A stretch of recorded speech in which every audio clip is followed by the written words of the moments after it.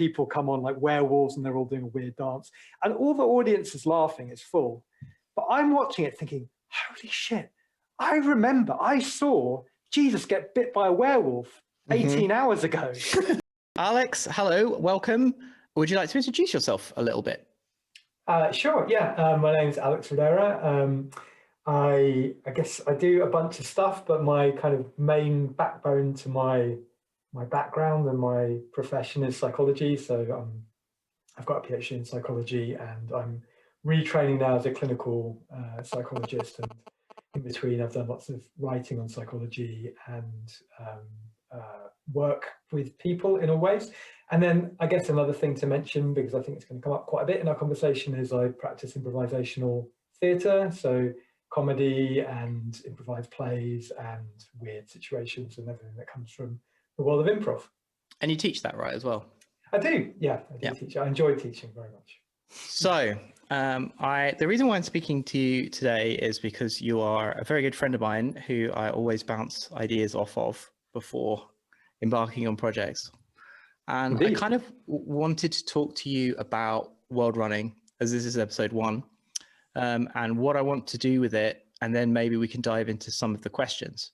And because this is like the first kind of interview, I thought you'd also be the perfect person to speak to kind of prototype those questions, because I would like them to be fairly standard. And I have questions about my questions, basically. Awesome. That sounds good. Yeah, sign me up. So Worldrunning is a term that was coined just before Christmas by Matt Ball, who is very well known as a writer and commentator and investor in kind of the multimedia ecosystems, and he's very interested in the metaverse. He comments on Netflix and stuff like that, you know, like an industry expert. And the term itself struck me as being extremely self-explanatory in a way. Like, it is a really great term. When you hear the word Worldrunning, what immediately comes to your mind? It does make me think of superhero stuff. It makes me think of Marvel, which I used to read a lot when I was a kid, and how they might have these big crossover events or something. But the key thing is to understand like all the things that you've got spinning and make sure that they're compatible as far as possible, and you're not having these like massive continuity errors where, I don't know, Daredevil puts someone to prison or they die supposedly, and then they turn up in the Spider-Man issue supposedly at the same time and they're still alive, and that hasn't happened. And I mean, that's maybe a silly example, but this sense that everything should fit in some way, and that well, I guess it raises a few things that could be about kind of realism, that could be about verisimilitude, like everything feels like it's in the same world. But it could also have an element of narrativeness or like narrative pleasure. So it's not just that things make sense, but things work in a fun way. So, you know, you get a little sneak preview of somebody in one series that turns up in another one, and that gives you pleasure. It didn't have to happen. It would have been just as real if they hadn't turned up, but there's a pleasure of that comes out. I guess we should talk about worlds a little bit. So my first question is, what is a world? And for the purposes of this interview, I'm going to read you from Emissary's Guide to Welding by Ian Cheng. Nice. I haven't read it. I say nice as if I've read it. Haven't read it, but I know of it. So he answers the question rather than what is a world, but he says what is welding as an active process as opposed to just like a static thing. And I think that's very important for where we're kind of going with the future of entertainment, not only IP, but storytelling and video games and shared experiences like in virtual spaces and so on and so forth. But also, as you say, with comic books and stuff like that. Someone out there is welding Marvel comics. Do you know what I mean? Yeah. So he describes welding as the unnatural art of creating an infinite game by choosing a present, storytelling its past, simulating its futures, and nurturing its changes. I like it. Which I think is, and my intention is to keep the definition of world around that level, I think, because it means that we can talk about IPs and video games and people that have written multiple books, or people who write RPGs, or, you know, people who make tabletop games, so on and so forth. And yeah, so I was wondering, like, given your improv background as well, like, what is a world for you? Yeah. In this kind of discussion? Not the world, a world. So I would say in improv, I'm going to bracket off for the moment. There's an interesting edge case, but I'll bracket off for the moment. And in improv on the whole, a world is created on stage in a single evening, normally an evening, and typically isn't returned to. And what that world would be a set of any one or more of the following, and they don't all need to be together, but a set of characters that all operate within a shared relational space. Right. It could be a set of rules of the world, and that's something that I find really interesting and really fun that improv can do quite a lot, about how things are in this particular take on the world. So almost in the sense that sci-fi or fantasy will often have rules of how their worlds operate, but improv will do it without necessarily nodding to being genre in any way, but just being the normal world, but through the mechanisms of improv, discovering some ways in which this version of the world operates differently, and we can talk about that. Yeah. So yeah, rules, characters, I think those are the dominant ones, but it can also be space as well. It could also be determining a space that the show will revolve around, that may have characters return, but may also, the space itself may dominate, which I think, again, is a really fun thing that the medium can do quite well, because, yeah, it's quite possible to draw people into an imagined physical space when you're sharing that space together, as I think most improv needs to be in person rather than virtual. When you say space, I'm kind of reading it at two different levels. One is that the space of the theater, let's say, or the room that the act of improv is taking place inside. So you have the audience and actors, improvisers. Yeah, I'd say on stage. Yeah, either. Yeah, performers, players. That's quite nice. Players, and then you have the space of the stage. And is that what you mean by sometimes that the space can define the world, as in like the layout or the constraints of the world that you're actually in?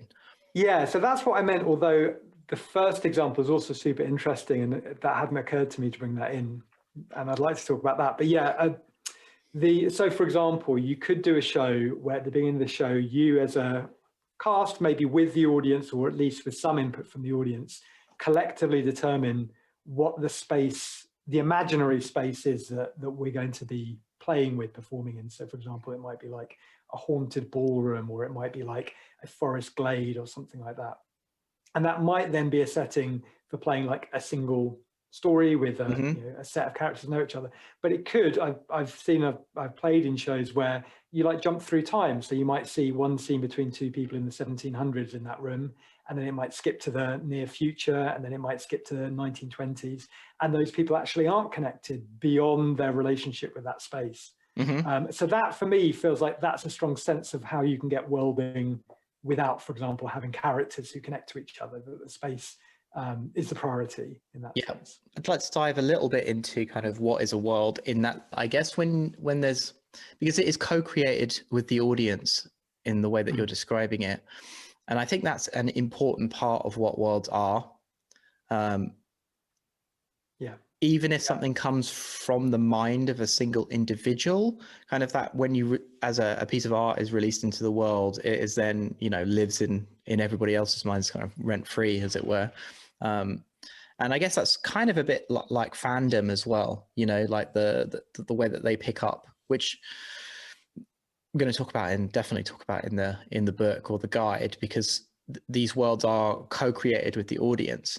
And I was wondering if there's any kind of rules or guides that you have experienced or use kind of when interacting with an audience that are in some sense co-creating or co-participating in the drama that's occurring.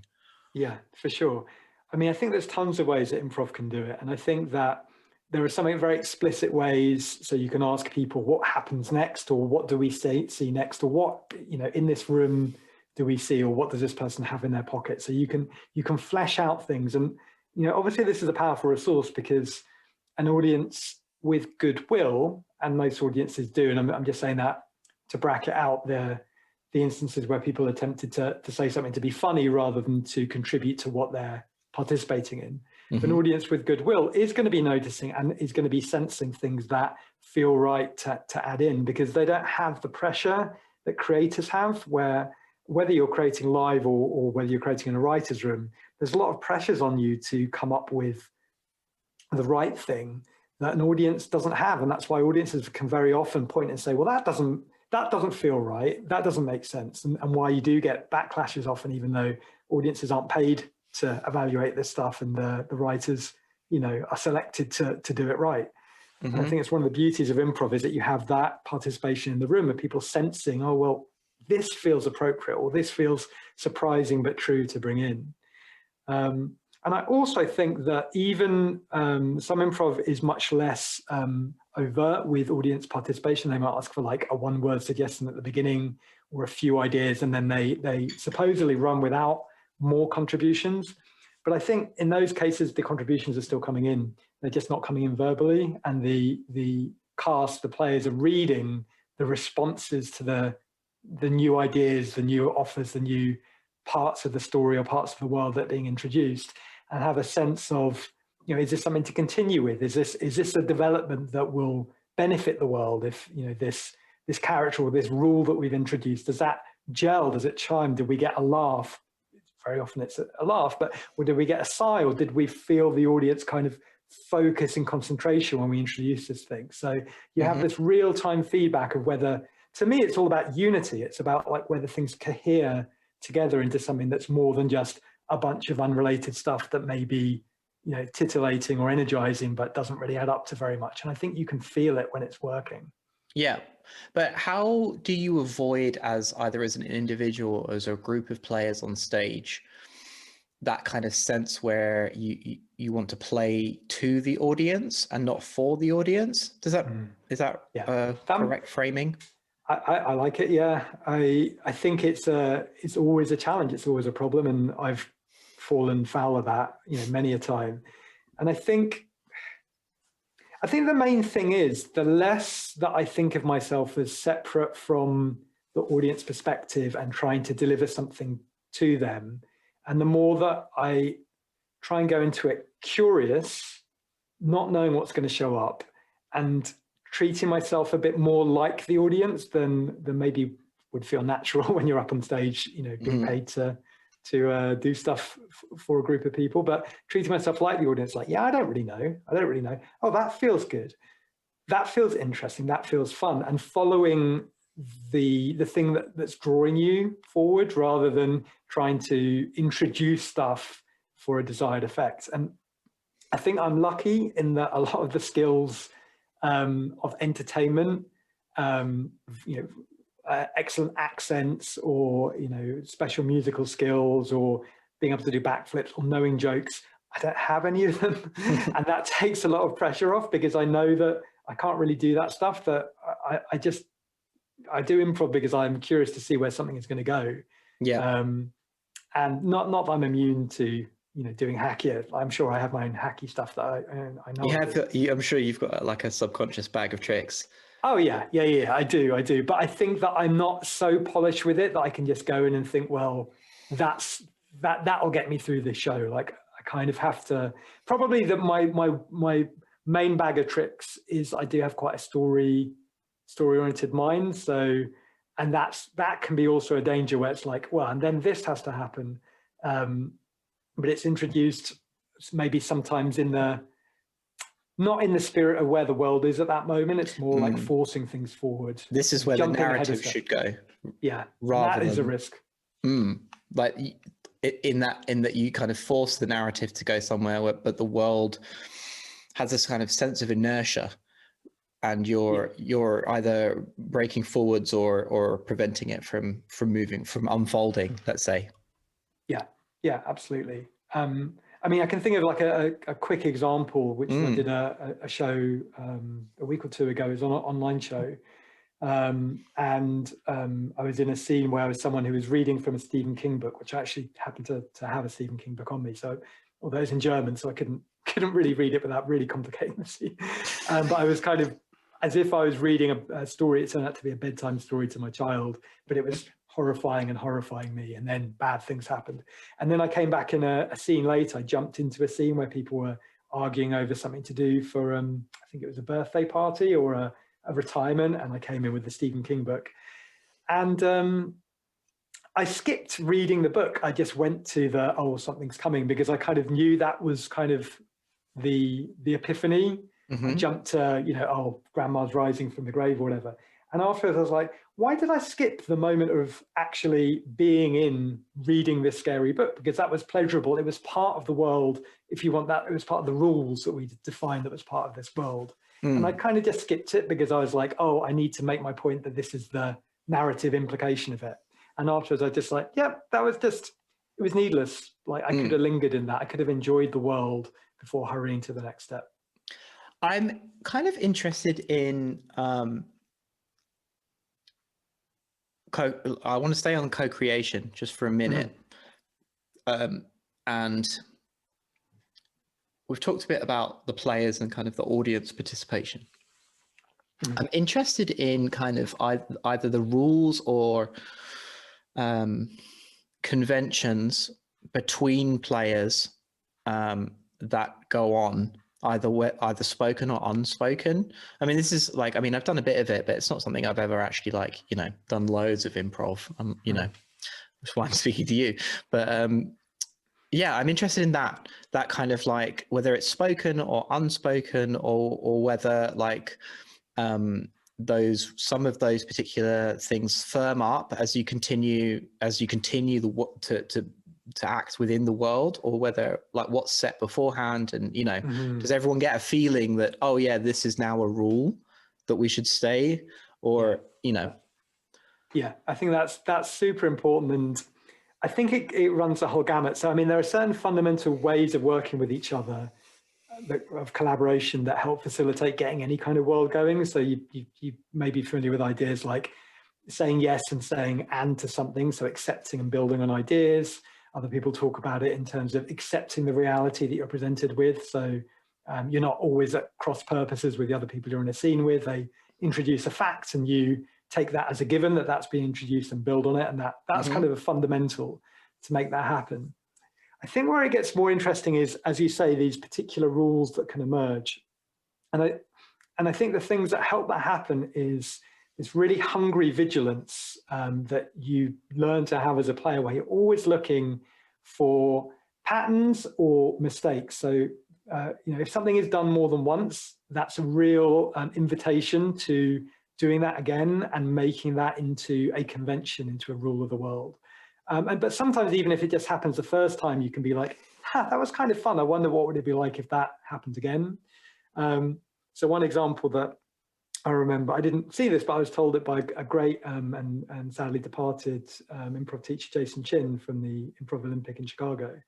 And he talked about how if in a show someone comes out, someone introduces, there's an animal, and somebody plays the animal, like gets animal fours and runs around, and it's kind of fun. Maybe it's slightly incongruous. Maybe it was like the biggest member of the cast and they struggle to like run around on their knees. Then that should be a rule. And it's not a, what's the word for it? It's not a diegetic element of the world. It's non-diegetic. So if I've got that right, it means it's outside of the fiction of the world. It's not a rule of the fiction, but it's a rule outside the fiction, which is whenever an animal is called for in this show, this member of the cast has to end up playing them, because that's what we started to see. And so that's a bit like when we talk, when you mentioned about like the space, the rules of the space, that's kind of like the rules of the space, not the fictional space, but the rules of us playing together is, Ryan is going to play all the animals from now on. So, and that can create a lot of pleasure, because then you can make life difficult for Ryan. He might get his own back on people. So there becomes this meta layer, but it's still, it's interesting. In a way, it's not strictly world because it's not the fiction, but in a way it is, because that flavors those contributions. When the animal makes another cameo, that has a different flavor because it's always Ryan than if it was just any member of the cast pulling pulling weight to share it out. So it's part of the to think about the matrix, part of the construct. Yeah. You know, yeah. like it's not necessarily a rule, it's just what happens. Yeah.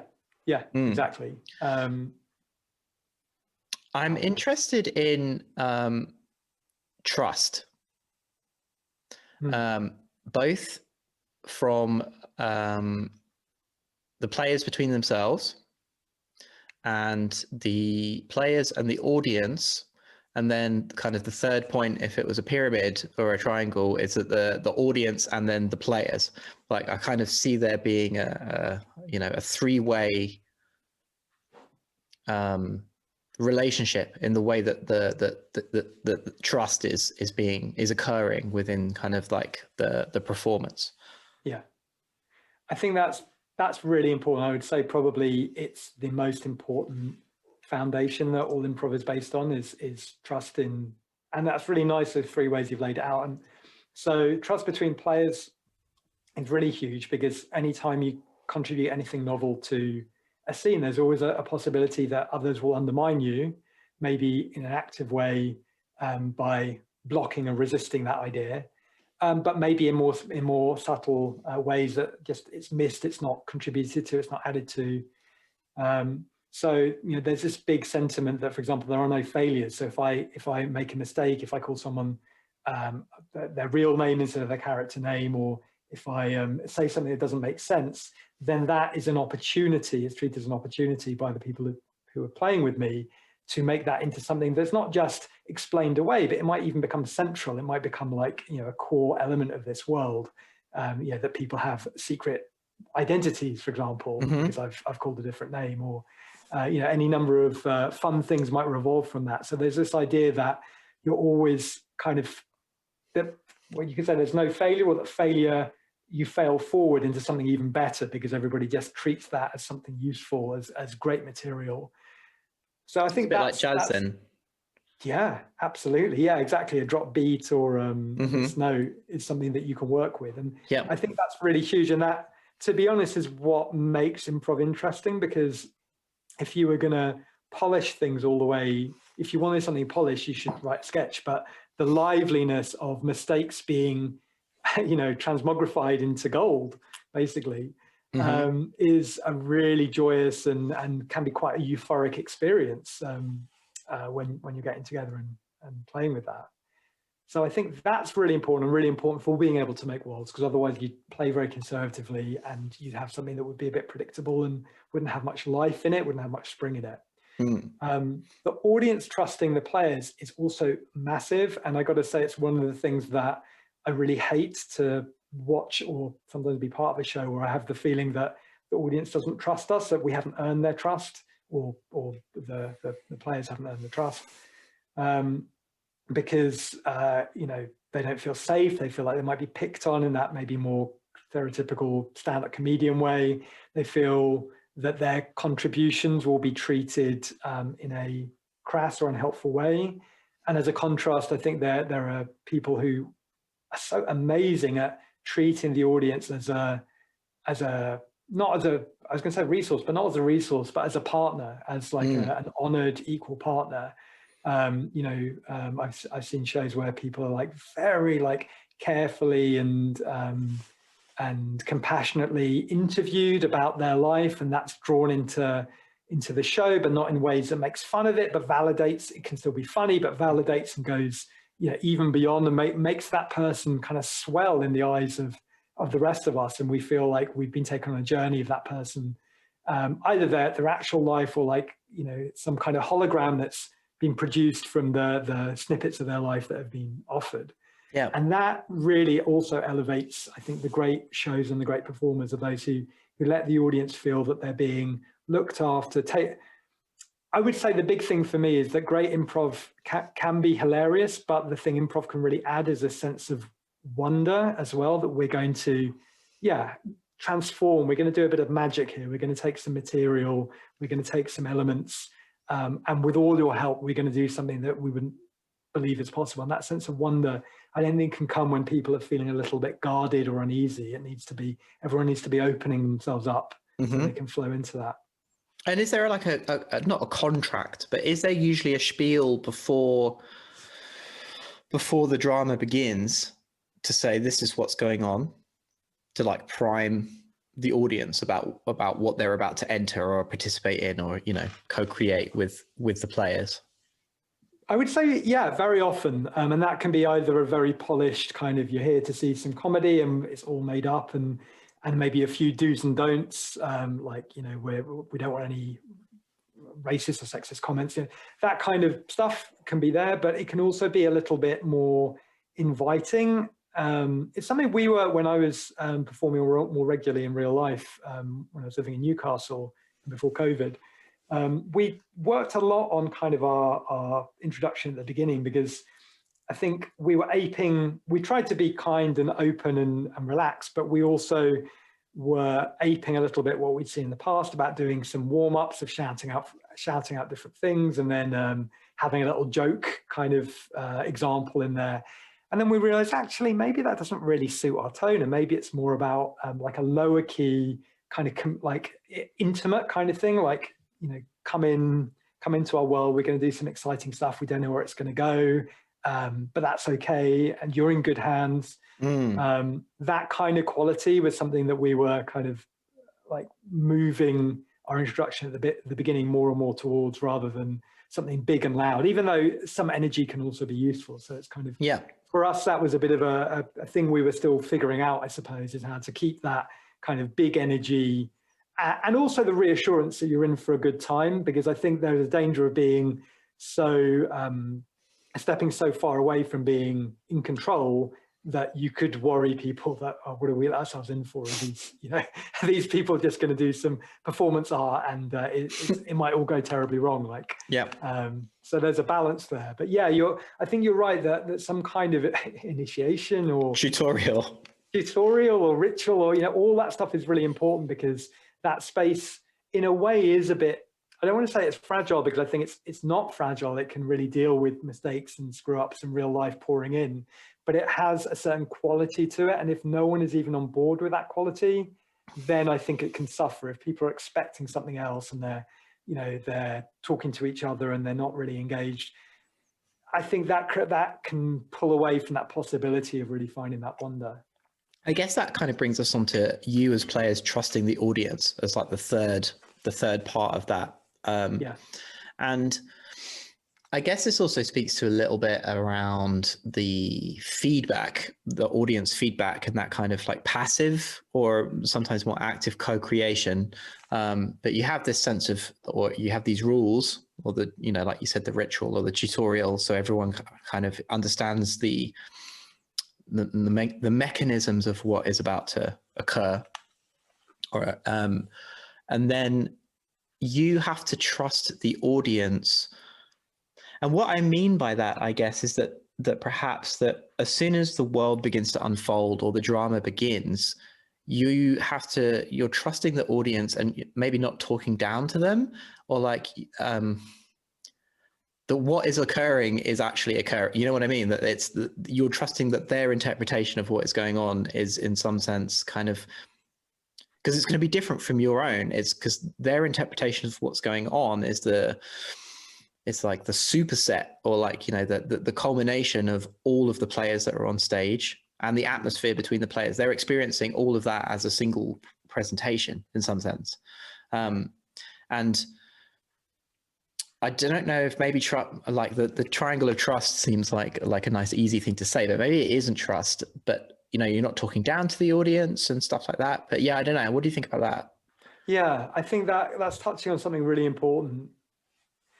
So Keith Johnson, who's one of the kind of big kind of gurus of the improv world, he really emphasizes this idea that the audience knows better than you, because they're relaxed, basically. He says that a relaxed mind is always going to see what's needed, because they're just letting their kind of intuitive story senses do the work. And we've all been there. We've all, you know, very few of us have had formal training in filmmaking or narrative, but we can all watch a film and have a sense of what should happen next. Or if something happens that's not satisfying, we can know that, and we can feel it with quite a lot of certainty. We might disagree with people, but we can see when things don't fit, when things do fit, when things feel like irrelevant. And then if it pays off, we can see why it mattered.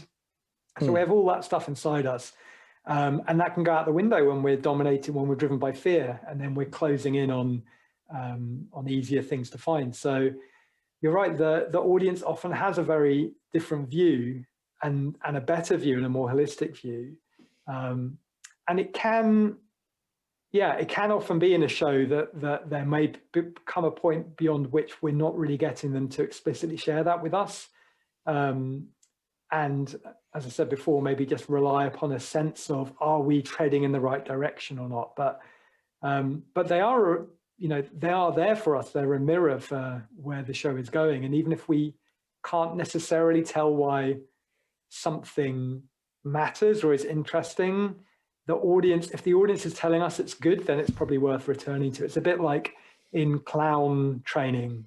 If you do something, your only criteria for whether to do something is if the audience is enjoying it. So even if you walk onto stage and people start laughing when you kind of come out on stage, and even if you've got no idea why, you should go back and do it again and do that for the whole show. If that's the thing they find funny, is you coming onto stage, or being about to speak and then people laugh, and you're like, okay, I'm just going to try and be about to speak, and then I might say nothing. I might not be able to show off my new cool weird animal voice I was going to show them, but I'm going to be driven by them. And I think improv works in just the same way. I would say we're not as good at it, because I think clowns train very explicitly in that subtle, well, laughter obviously is a bit more explicit, but all those subtle cues, laughter and more than that the audience can give. And sometimes we can get a bit swept up in our own shit, our jokes, our narrative, for me, for sure. And all of that stuff. So I'm sure there are shows that go by where we could have made something magical if we'd have been a bit more tuned into what the audience was reading and a bit less into, we've got 5 minutes left, we better wrap this up, folks. Yeah. How long do the shows usually last for? Usually. Okay, so, I mean, it's obviously varies. It does vary. I would say a lot of improv shows might be like an evening might be like 2 or 3 hours, but often there might be like 2 or 3 parts to it. So very often a show might be between half an hour and an hour, I would say, for a typical show. Some shows might be closer to 2 hours with a break in between for some of the bigger, often like a genre, like a narrative genre, like Jane Austen or a musical or something that can have like a lot of structure that's been maybe built in a bit more, so it can kind of live over that time and still have more places to go. Yeah. But there is another exception, which is the thing I've been bracketing off, which is it's not a regular occurrence, but in many cities across the world, there are improv marathons, which are a whole different beast. And they can be played as just basically a series of shows played back to back to back to back. But the ones that I've seen more of, and they're super interesting, are like an entire 26, 30, 40, 50, 55 hour show, which is one massive storyline. Very often it's like a soap, so it might have 20, 25 characters. Yeah. And played normally in 2 hour blocks with maybe a 5 minute break for people to get water, and then they come back again, and they just play a huge amount of world basically in that time. And it's super interesting. I've done one, it was 26 hours and it was pretty hardcore. I've watched a 28 one or 30 hour one, which was actually harder than playing, because at 4 in the morning to 6 in the morning, especially, like, it's very hard not to fall asleep when you're sitting in a chair in a dark room, like that nodding thing for like an hour. But watching that in particular left me with this sense that I think is very on point for what we're talking about, which is, I remember me and my friend, it was at Bristol, we drove there and we stayed for the entire thing, and then we drove home again. So we were there for, I think we missed the first couple of hours, but we were there for like the rest of the block. And lots of people came in for like the last couple of hours for like they had like peak, that's not the right word, but like, like 7 to 9 o'clock was like, in the evening was like, the key show, the big show, the grand finale. And they had, a few other slots that were like at human hours where people might turn up when they got a bigger audience.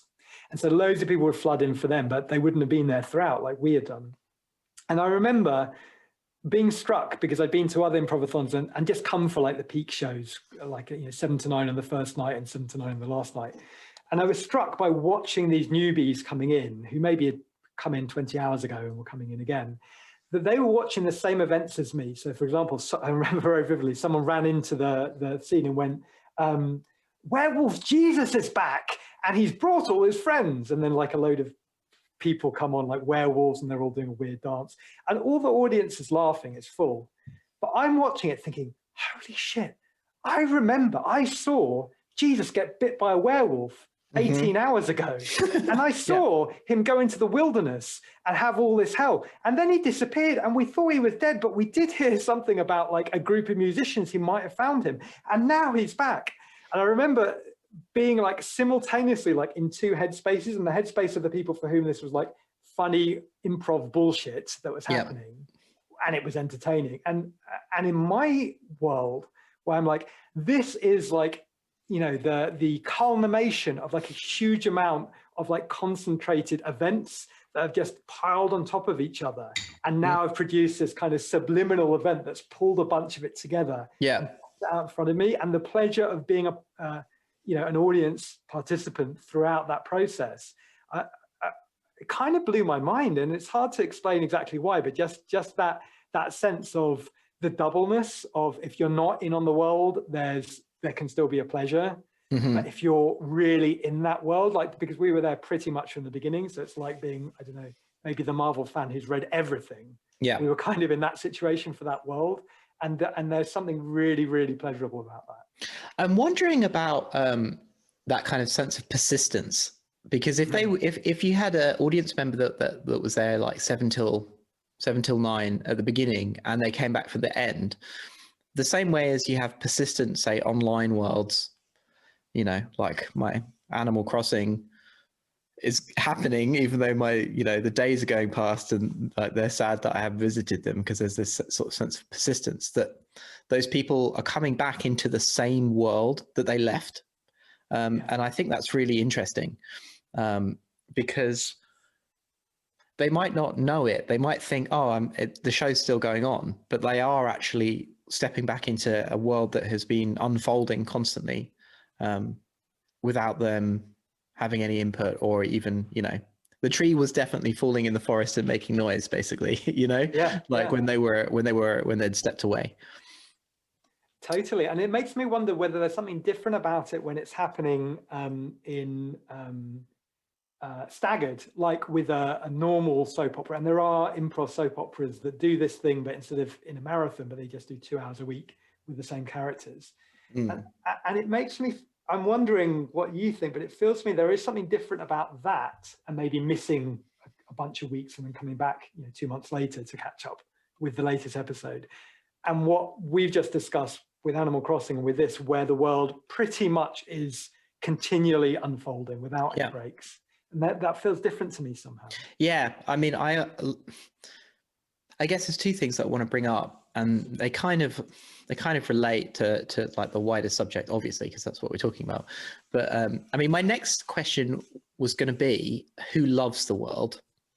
But actually, I think the next question should actually be is what is at the world's edge?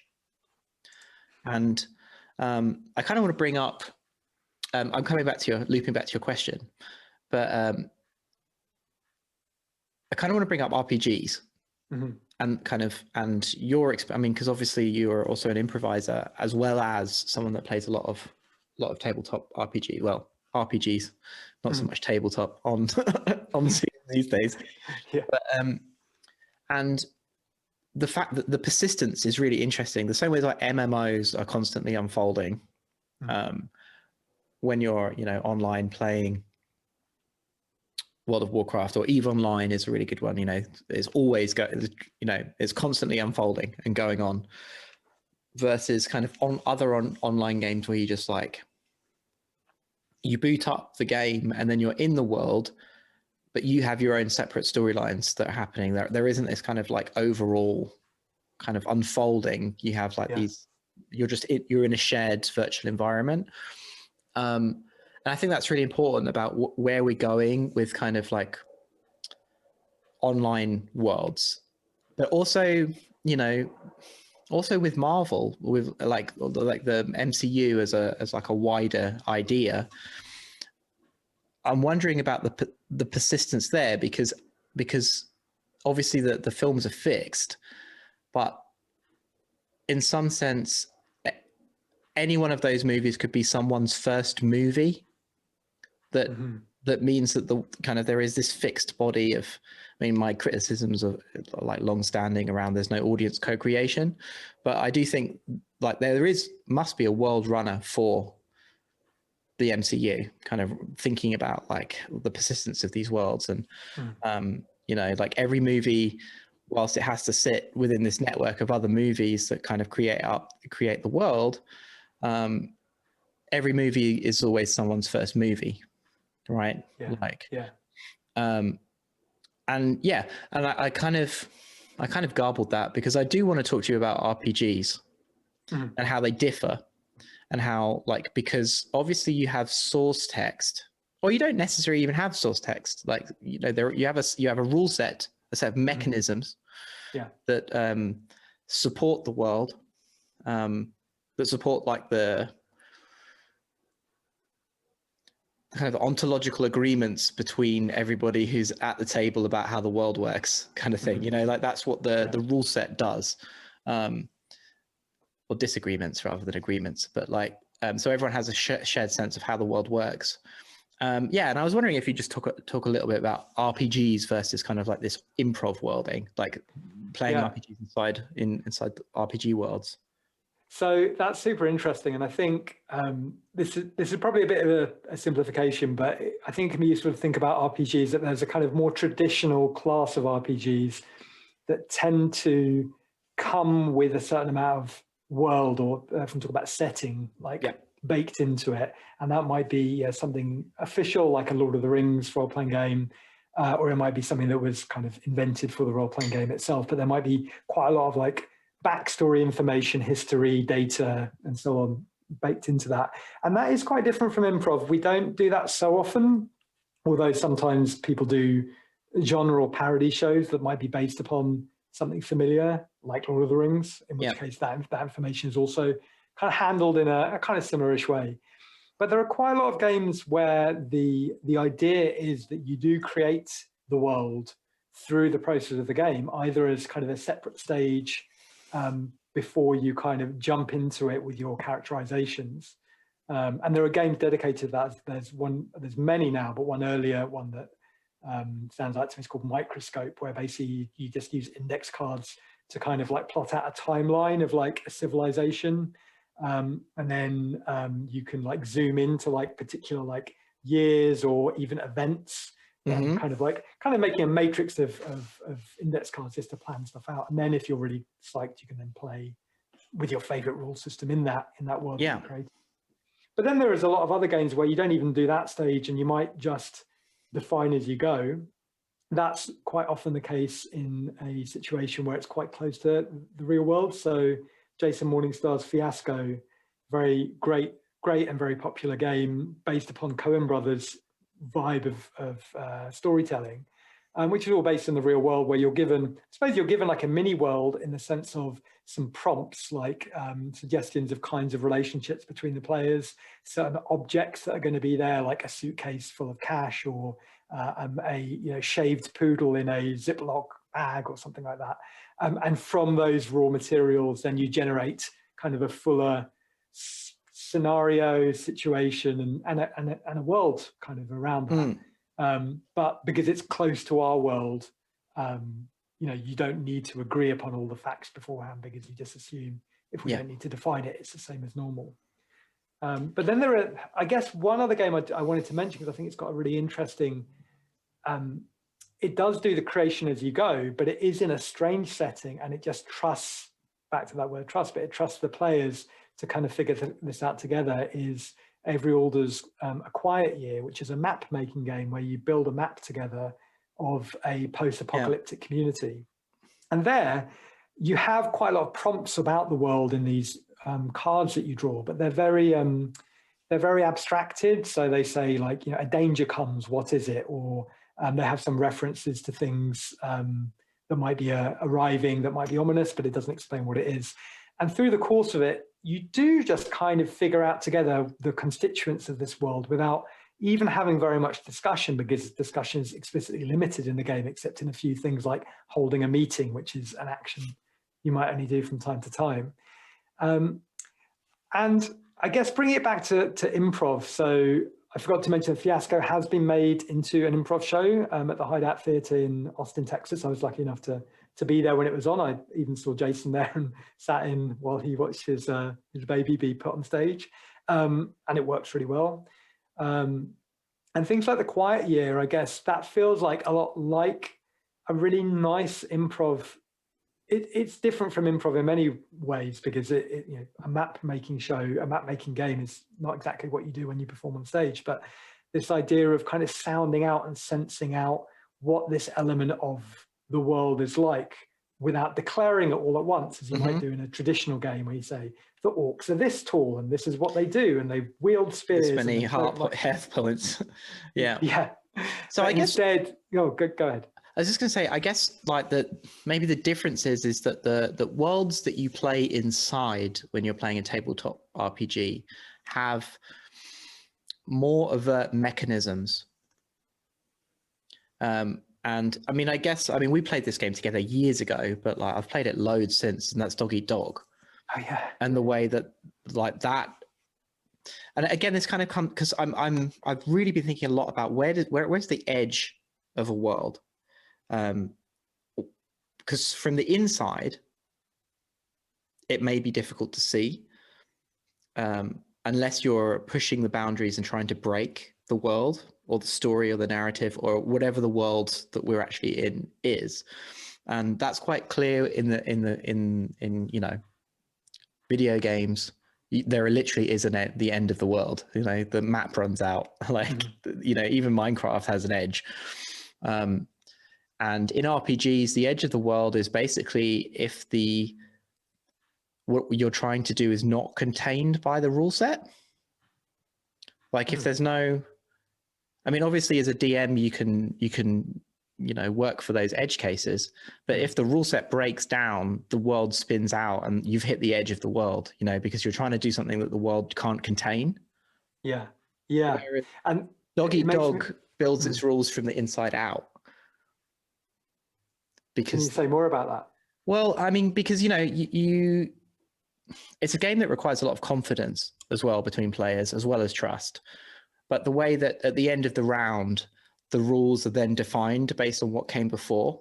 Mm-hmm. So it's not predefined. It's like the rules, the accretion of rules that kind of then solidify, or as a mechanism, solidifies the reality of the world, comes from inside out rather than imposed from the outside. And I think that's like an interesting difference. I mean, I love it. I think it's I call it a perfect game. I mean, I think it's amazing. Yeah, that's really interesting. And that's a really good way to put it. And it's reminding me of, there is a tradition of kind of old school kind of spin-off Dungeons & Dragons gaming, goes under different names like the OSR. But that one of the principles is rulings, not rules. So the idea that you may have a basic set of rules, but what you do is as a group, when you stumble across something new, you adjudicate something. Normally the games master will make the call, but they might ask for input like, okay, we haven't got rules for jumping over a chasm. What do you think is fair? We roll a 6-sided dice, and if it comes up with a 1, you fall in, otherwise it's okay. And people go, oh, no, it should be 1 or 2 because it's a bit more risky. Okay, fine. And then that becomes that's a ruling that will now be part of the way that things are played. That will also apply, for example, to the people chasing you. So there's an incentive to make it, people don't game for the best outcome. They game for the one that makes sense and brings the world to life. And in some senses, that's what Dog Eat Dog is doing, but in an even more kind of starting from nothing. And like you say, it's much more pure, because it begins without rules, effectively. Yeah, it begins with no rules at all, and then complexifies by the unfolding drama of the world that you're in with the players complexifies the rule set. Like, I think literally, I can't remember exactly. I need to dig it out, but I think the rules are literally, it's just like half a page. So even that is, you know, I think there's only about 5 or 6 rules. Yeah, I think so. Or mechanisms, let's say, rather than rules of the game.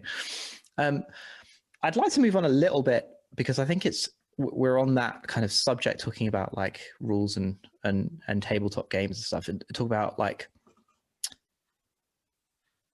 what is a world runner? Like, what jobs do they do? And what do you think their concerns are? And I mean, I guess in improv, it's kind of co-created. You know, that responsibility for running the world is co-created. There's 2 sections within a tabletop game, and that would be both like the GM or DM is the world runner, but also then you have the person that designed the game and you have the IP owners as well, you know. So it's not as simple as just saying, oh, it's the GM is the world runner, it's the person who owns all the IP. Then you've got the person that designed the rule set, and then you have the GM, and then you have like the co-creation of the players that are you know, running the world. Yeah. So what is a world runner, and what do you think their responsibilities are? Yeah, well, thinking across it all, I guess it's that idea of, well, you know, you said this before and we moved on from it, but I'd like to come back to it. You talked about loving the world.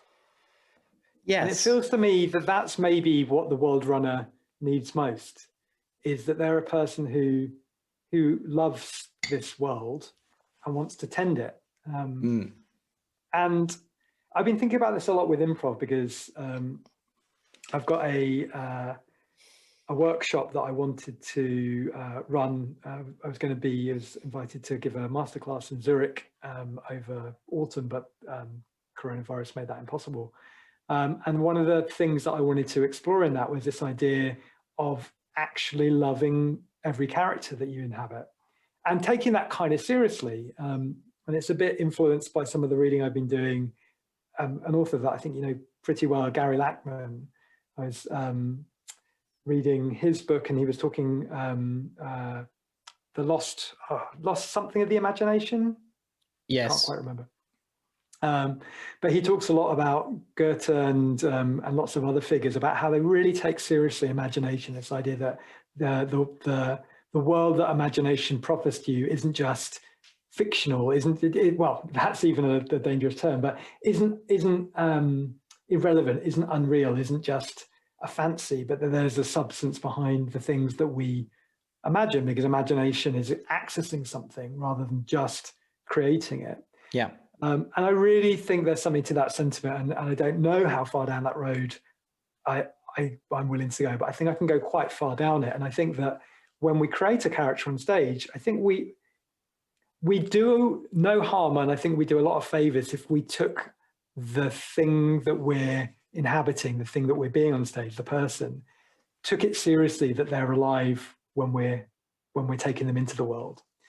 And that's not to say, therefore, that we need to protect our characters from everything. And it's almost like taking a loving God's perspective on our characters, which might say, you know, these characters need to have the possibility to be changed, and change means the possibility of suffering, and suffering includes, is one of the routes into learning, into wisdom, into, you know, all these important things.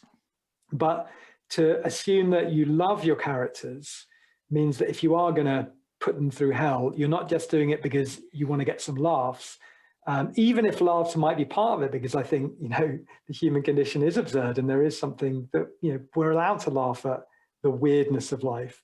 But those laughs aren't simply at the expense of the character, but are part of a journey that you might take this character on, you know, that might see justice, or might see insight, or might see, even in the scumbags you play, some kind of journey that you might even at least see a snippet of them on, and say, well, maybe someday I'll come back to them. Or if you don't see that change, you see the possibility of change, a flicker that could be there. And I feel like on a much grander scale, that's also true of the world's runner, that they need to love that creation.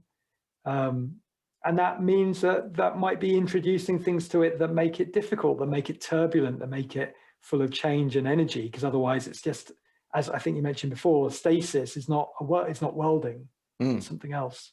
Yeah, that I mean, two things come to mind is that so Ian Cheng has the character of the emissary in his book, and you should really check it out. I think you'd really enjoy it.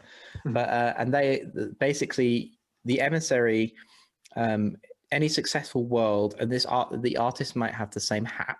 They have several hats. It might be the same person. There's the director, the cartoonist, the hacker, and then you have the emissary, who is kind of the emissary to the world to ensure that the world kind of gets created. And the director creates good art with meaning and agency. The cartoonist creates flag art, which is emotionally reactive, tribal identity. And the hacker is influenced by the wild, the experimental, and the new. And also meaningless play is also there. And then he has it as a classic 4x4 where you're steering by stories, steering by home, surprise, or by gut. I think you'd really enjoy it. And like the emissary, for me, like the idea later on in the book, he talks about the emissary always has to step away from the world, and that a successful world will continue to run. The drama will continue to unfold without the presence of its creator. And part of me wants to I'd really like to talk to him, is that a world runner is not just the emissary. A world runner is someone who is responsible either for someone else's creation as well. And what you were saying about having to love the characters, I mean, who loves the world? My question there, I guess what I was speaking to, and your answer was really good because it brought up a lot up for me. But my initial thinking would be, the response would be, oh, it's the fans or it's the audience, you know, they're the people that love the world. But you're like, no, it's actually the people who are involved in it who love the world. Could be both, eh? I think, but also what you had to say was really interesting, because it's the exact opposite of some of the criticisms that I have of large scale film franchises, in that because of the way that the franchises are treated as commodities, all of the characters in the world, you have to play it safe, in quote unquote. You can't put them necessarily through hell, and they are not allowed to change because of the expectations of the way that the IP has accreted. You know what I mean? Like Spider-Man is always Spider-Man.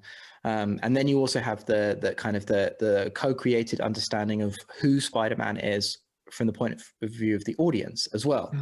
And therefore Spider-Man can never change. Yeah. Like, or, you know, or Iron Man or any of those characters, really. I mean, you just got to have a look at the reaction to Star Wars. Yeah, exactly. It's familiarity and recognition is a powerful sell. It's an easy sell. It's easily pleasurable to just see things that are familiar, doing things that are familiar to you with enough of a spin that they're not boring. But I think that a great world. I keep wanting to say story because that's kind of one of my main lenses. But a great world gives you a lot more than that, and I guess is produces more textures to make you to become involved and feel. And in a way, I think a great world maybe does have some things that are static, even more so than in, say, the Marvel world, where everything kind of changes just a bit in that maybe sitcom-y way, so it can change back again at the end. But I think that a great world can have things that really don't change at all, right down to things that change like irrevocably, and then all the way in between that there's that possibility for change. So is the possibility of change more important than the actual change? Because I mean, I guess we should make a distinction in my own mind here, is that there is a difference between unfolding of drama, let's say, or the unfolding of a world. There's a difference between that than change in a world.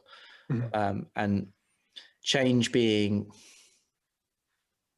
either the mechanisms, or also, I mean, even just from a player, I used to play Star Wars Galaxies, like way back, Sony Star Wars Galaxies. And they changed the world in that when version 2 came out, they completely changed the mechanisms of how the game was played. And it felt like a betrayal of the world that I had paid money for and, entered into, if that makes any sense. Yeah. And yeah, and I guess I need to get more clear in my own mind about the difference between the unfolding of drama, which of course is change, because like things are moving. I don't want to say forward is not the right word, but things are unfolding from day to day in a persistent way. But then change is a very different thing, I guess. But then you said characters can change. And I guess in this sense, it's that characters continue to unfold if you love them, rather than they change, you know? Yeah, I think that's a really nice way to put it. And that's when I do, when I'm teaching quite a lot now, especially with beginners, but I guess with everyone, but I'm trying to take a very different approach to, we talked about there's like an improv principle of yes and, which I think it can be quite a nice way to think about building, agreeing, and then adding a step. Can get people started, but I think sometimes it's not that productive. And what I've been asking people to do much more now is find a starting point, which could be anything. Could be you're just doing something. Like I often get people to just this is another Jason Chin contribution. He was a great teacher of just doing an activity together, like polishing a car, for example. And you just do it with a feeling about that, like you're pleased to do it. You've done it a lot before, you haven't done it, and you just do that. And what I encourage people to do is just use something like that as a starting point and just keep doing it and keep, they could say something, but they're staying on that topic of, oh, I'm in the, thinking like a comic, like I'm in the panel of the comic, which is about me being a bit bored about washing a car.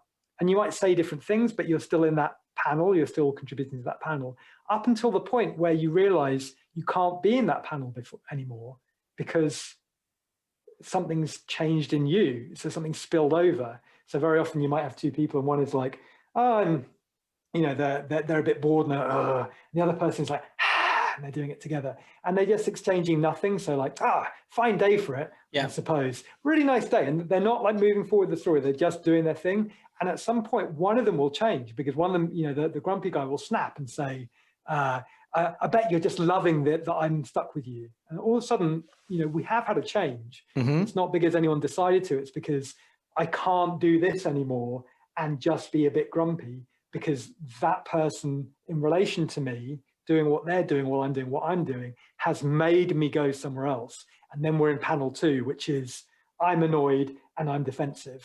Yeah. And that goes on until I can't be defensive anymore. I'm feeling furious. And now I'm feeling guilty, and you move through panels, like you're saying, it's much more like unfolding or something spilling from one place to another. The Stanislavski talks about traveling through an unbroken line from, doesn't use the word scene. I think he uses element of a play. Like, but he's like as an individual, you move from module or element to element as a single unbroken line. And I'm wondering actually if you break it down that when you're talking about, it was really interesting you're talking about like comic book panels because you're in the world of the single panel and you reach its edge when it can't go on anymore. And that's that. I mean, you're still in the wider drama, but like within that particular kind of sense of like that single panel or single world that you're in, or Stanislavski's element. I wish I could remember what it is, but it's like he breaks a whole play is broken down into beats or elements, and which are moving from one place to another on stage and picking something up and blah blah blah. But yeah, that's interesting. You've made me think of, I don't know if you know Scott McCloud, the comic analyst, Understanding Comics, and I think both of the next 2 books are really good. I don't know if you've seen any of them. I know of Understanding Comics, but I haven't read it. It's nice, and he talks a lot about how the big important thing in the comic is the gutter, or is the gap between panels, is the edging of the panels, and that what's interesting about comics is that action is contained within the image, within the panel, but then is implied by the step between the panels. And that's what makes it such an interesting medium. And I think a reason why I'm not such a fan of this tendency you find in some comics to zoom in nowadays and like have a more cinematic idea that you have like 15 panels that will basically be like maybe tiny bits of zooming in or the same action being done again and again. Yeah, it's like the 16 panel grid, right? It's like Yeah. I think it has its uses, but I think the thing that tickles me about comics is this idea of, you've put it so well, that there is a world already in one panel, and then you've moved to the next iteration or the next step in the world, rather than just seeing it in a more continuous way. I guess actually looking at the time, we'll move on to the kind of the last question, because we talked about like, so essentially like that this is the flow is maybe we'll move it around, but like, what is a world? Who loves the world? Or maybe what is a world? What's at its edge? What does a world runner do? And then who loves it? And then I do have a question about why run a world, but I mean, I don't really think we need to talk about that. But like, I'm interested in the end of the world as well. And I know that Ian Cheng talks about, you know, a successful world is one that you can step away from. But I guess I'm interested in ending worlds and how you bring about endings in improv shows, let's say. Yeah. And I think this really relates to your question about edges as well, because I think that an improv show that struggles to end well is one that never finds its edges and keeps pushing out and out and out and out. Unless that's the aim, and I think, you know, every rule can be broken. I'm sure there are shows that do that in a very wondrous way that leaves you exhilarated about how we just keep going more. But I think on the whole, what a show will aim to do is at a certain point to try and avoid introducing new information and start to gather things together. So it might be that, you know, rather than generating new rules like, I don't know, in this world, bosses are always submissive, you know, that might be an in-fiction rule, or, you know, the rule about Ryan playing all the animals.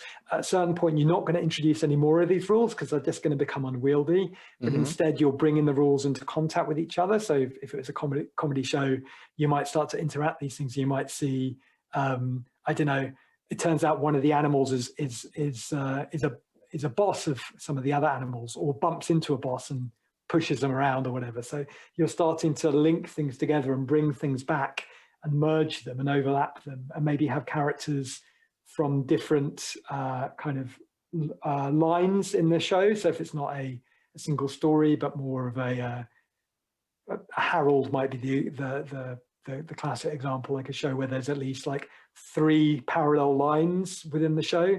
Right. In the end, you're encouraged to find ways to have those lines meet. So maybe characters come together in a way that feels satisfying, that, oh, it makes sense that these people would finally meet each other after we've been seeing them go through their tribulations.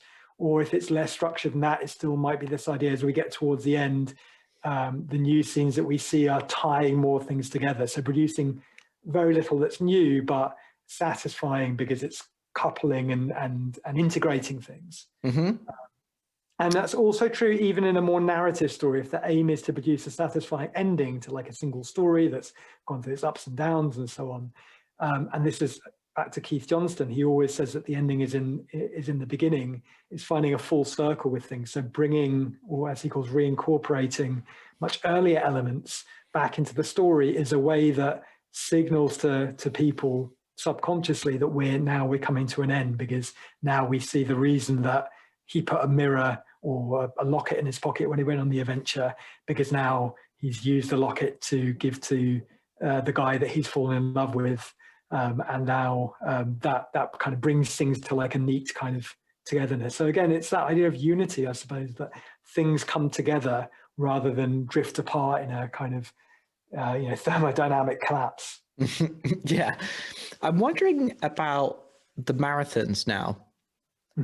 And how they work, or are you talking about how they're like 2-hour blocks with 5-minute break or whatever? Yeah, something like that, 10 minutes maybe. But yeah. And whether, even though it's persistent, that there's like a 30-hour performance, is there a sense that needs to be some closure in each kind, not cycle, that's the wrong word, but within each kind of like drop in, let's say? Yeah. I think so. And naturally. Well, the one thing that really marks it out, and it's not unique, other improv shows might have this to a greater or lesser degree, but it's very much a strong feature here, is to have directors who are off stage and who actually set up the scenes. So they'll say, next up we see, Petunia and Derek, back in the Garden of Dreams, discussing whether they should make their relationship formal. So there's a Worldrunner. Yeah, yes, exactly. There is a Worldrunner. That's exactly it. Often there's two directors, not always, but often working together because they get tired and they need to brainstorm. And in that 10, 15-minute block in between, they're frantically going, okay, what do we definitely want to do in the next thing? We'll do this, this, and that. And they often have some gimmies, some like go-tos. So there was certain go-tos. A lot of these improv marathons that I saw in the UK were run by a Canadian group, Dagnasty, and there were some things they just found were fun, like having a sculpture garden, because then you could get the whole cast on being like sculptures, and weddings and stuff like that. And they would often just be like, if in doubt, just throw one of these things and you'll return to this thing again because it's quite a funny image, it's quite a funny space to play with, or it was fun last time they did something weird happen there, so if we bring it back, maybe we'll get more of that. And they're just throwing this stuff out. So they are thinking, and maybe they'll have, I haven't done it, so I don't know, but maybe they'll have 2 or 3 options, but they'll think, maybe we'll end this one. We want something big, so we'll have the will they, won't they scene. We'll have that as the last one of this block, or the face-off between the 2 enemies. We'll have that as the last one of the block. So there is exactly that kind of interest in having a crescendo or having a climax all throughout, and then obviously at the end, hoping to have something big, probably like a wedding or a solution to a question that's been going the whole way through. But yeah, the thinking about ending, I think, is quite explicit, and that's definitely a kind of Worldrunner approach to that. Yeah, I mean, that's really interesting, because I'm also kind of thinking of like when franchises run out of steam, and you just don't get another movie, or like when a TV show is definitely getting cancelled and they have to like wrap up a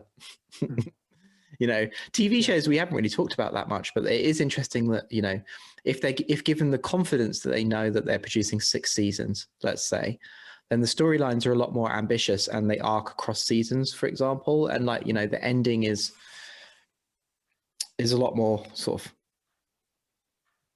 it's landed a lot better, or it can be, in some of the best, seasons, because they know that they have this much space to play with the narrative sort of thing. Definitely.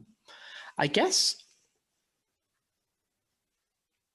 that was really interesting. Yeah, I have one correction which you don't need to put in, but it just occurred to me that I said Dagnasty. Dagnasty, as you know, is a punk band. Dynasty was the name of the marathon people. But hey, it's nice to mention Dagnasty. I haven't thought about them in years. I can maybe I'll put that right at the beginning. Yeah. Nice. Cool. Thank you very much, Alex. Yeah. That was a really great conversation. It's super lots fun to think about. Loads of ideas, which is the point of these conversations, I guess. Yeah, you jabbed my brain in all the right ways and got me thinking about stuff that I'd never thought about before. So well, thanks again. Yeah. And speak to you soon. For having me. All right, bye. Take care. Bye. Be well.